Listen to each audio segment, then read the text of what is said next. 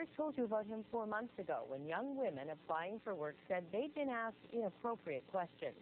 Our investigation of the man turned up a questionable past, and then last night we discovered that he might be back in business on the Lower Mainland, and once again, things were not as they appeared.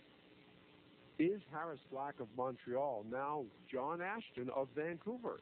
Two people who've met him and watched our report say yes. The company was Ideal Personnel, and it was John Ashton or Ashcroft.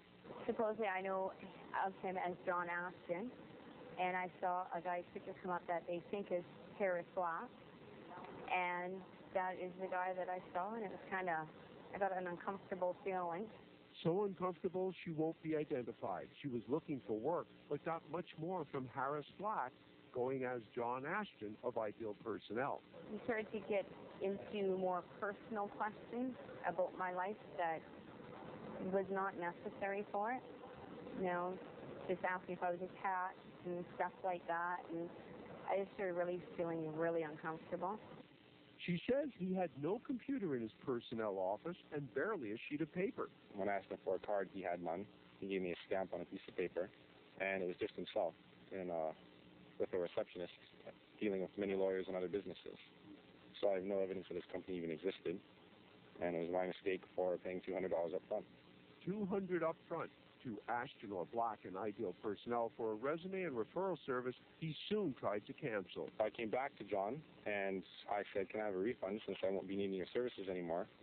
And what he did was he said he sent my resume to be worked on within the 3 hours I was gone, and that he would have to charge me $100 for that, because that's what it costs for anyone in his office to work on the resume. Wow. And so I said I wasn't comfortable with that, and I ended up taking home $125 of my $200, and he said he'd email me my resume that afternoon. 2 days later, I got my resume, half a page, and it looked like a child had been working on it. John Ashton, when he was Harris Black back in Quebec, was convicted of employment fraud and fined $2,000. He currently faces 8 more counts there, and if convicted, more than $6,000 in fines. Black was also given 18 months probation in 1999 for sexual harassment. So you don't do anything, like you don't get a dog or a check or anything. Ashton or Black lives at 1108 1650 Burnaby Street in the West End. He wasn't in today, but neighbors are receiving this warning today in their mailboxes. At Suite 1501, 701 West Georgia Street, Ashton, a.k.a. Black, was unavailable for comment.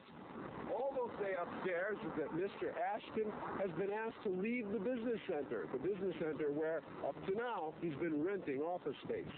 The Vancouver Police Fraud and Sex Offense Squads are exchanging files and investigating.